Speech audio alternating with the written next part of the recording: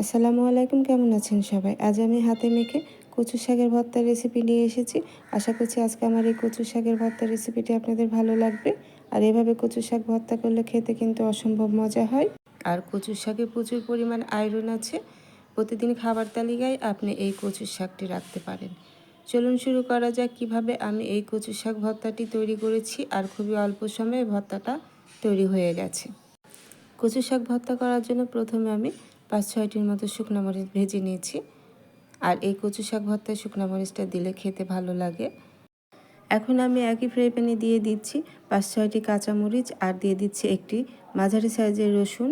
আমি এভাবে কোয়া করে নিয়েছি। এখন হালকা ভেজে নিচ্ছি। একটু ভেজে নিতে হবে, তাহলে রসুনগুলো একটু সেদ্ধ হয়ে যাবে আর একটা সুন্দর ঘ্রাণ আসবে। এখন আমি কচু শাক দিয়ে দিচ্ছি। এই কচু শাকের মধ্যে আমি ডাঁটাটাও নিয়েছি, ডাঁটাটা ছিলে নিয়েছি। এখন আমি ডাঁটাগুলো ছোট ছোট টুকরো করে দিয়েছি আর শাকগুলো ছিঁড়ে দিয়েছি। এখন আমি এগুলো সেদ্ধ করে নেব। এই জন্য আমি স্বাদ মতো লবণ দিয়ে ঢেকে আমি 5 মিনিটের মতো সেদ্ধ করে নিচ্ছি।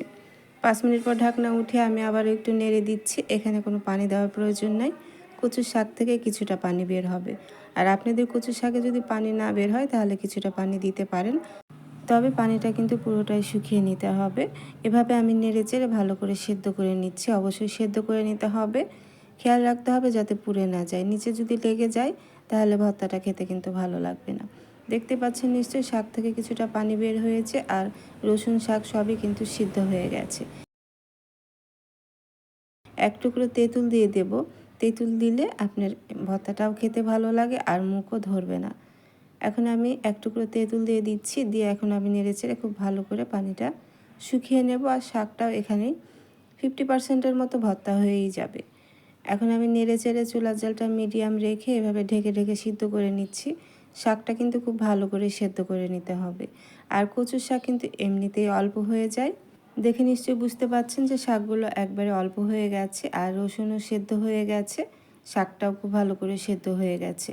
এখন আমি নেড়ে চেড়ে নামিয়ে নিচ্ছি। দেখতেই পাচ্ছেন কোনো রকম পানি থাকা যাবে না। পানি থাকলে এই শাক ভর্তাটা খেতে ভালো লাগবে না। শাকটা আমি এখন নামিয়ে নিচ্ছি। শাকটা আমি এখন নামিয়ে নিয়েছি। আর এখন আমি এখানে স্বাদ অনুযায়ী লবণ দিয়ে 5-6টি শুকনো মরিচ দিয়ে আমি ভালো করে ডলে নিচ্ছি। আর যেহেতু আমি আগে কাঁচামরিচ দিয়েছিলাম, এই জন্য ঝালের পরিমাণটা আপনারা বুঝিয়ে দিয়ে দেবেন। এখানে আমি আরও দিয়ে দিলাম হাফ কাপের মতো পেঁয়াজ কুচি। এখন আমি পেঁয়াজ মরিচটা ভালো করে ভর্তা করে নিচ্ছি। আর যে কোনো ভর্তা মানেই সরিষার তেলটা একটু বেশি করে দেবেন, তাহলে ভর্তাটা খেতে খুবই ভালো লাগবে। আর কোনো কিছু করার নেই, এখন শুধু ভর্তাটা মাখিয়ে নিতে হবে। আর খুব ঝটপট অল্প সময় এই মজাদার কচু শাক ভর্তাটা আপনি ঘরে তৈরি করে ফেলতে পারেন। আর গরম গরম ভাতের সাথে খেতে তো খুবই মজা হয়। আর এই শাকের মধ্যে তো প্রচুর পরিমাণ আয়রন আছে। আর শাকটা খেতে, ভর্তাটা খেতে খুবই মজা হয়েছে। আশা করছি ঝটপট এভাবে আমার এই কচু শাকের ভর্তা রেসিপিটি আপনাদের ভালো লেগেছে।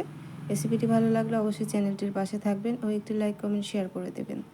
এখানে আমি হাফ টেবিল চামচের মতো লেবুর রস দিয়েছি। লেবুর রসটা দিলে সুন্দর একটা ঘ্রাণ আসে আর ভর্তাটাও খেতে একটু টক টক লাগে। তৈরি হয়ে গেল মজাদার কচু শাকের ভর্তা। আপনারা তো অনেক সময় কচুর শাক রান্না করে খেয়েছেন, তবে এভাবে ভর্তা রান্না করে খেয়ে দেখতে পারেন। আশা করছি আজকে আমার এই কচু শাকের ভর্তা রেসিপিটি আপনাদের ভালো লেগেছে। রেসিপিটি ভালো লাগলে অবশ্যই চ্যানেলটি সাবস্ক্রাইব করে রাখবেন। আর যারা ফেসবুক পেজ থেকে দেখছেন তারা অবশ্যই আমার ফেসবুক পেজটি ফলো দিয়ে রাখবেন ও একটি লাইক কমেন্ট শেয়ার করে দেবেন। আজ বিদায় নিচ্ছি। চলে আসবো আবার অন্য কোনো নতুন ও সহজ রেসিপি নিয়ে। আল্লাহ আপনাদের ভালো রাখুন, সুস্থ রাখুন, ভালো থাকবেন সবাই। আল্লাহ হাফিজ।